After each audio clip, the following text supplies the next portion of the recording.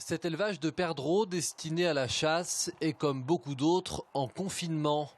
Aucune visite extérieure n'est autorisée. Les animaux sont élevés dans ces cages à 1 mètre du sol. Tout est organisé pour éviter tout contact avec le virus H5N8, hautement pathogène.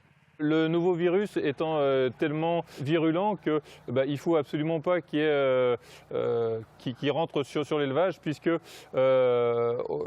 taux de mortalité sont relativement fulgurants.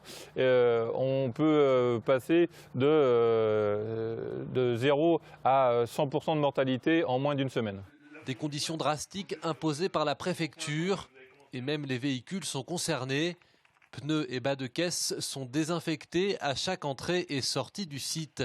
Ce protocole est valable pour les véhicules du personnel, les camions d'aliments et tout véhicule entrant dans la périphérie de l'élevage. Des mesures qui ont un coût pour cet élevage. Visite de vétérinaires régulières, contraintes pour le personnel. Le principal pour ce dirigeant, que son élevage ne soit pas contaminé. Il y a un peu plus d'1 mois, l'État avait bloqué tout lâcher de faisans et de perdrix sur le département.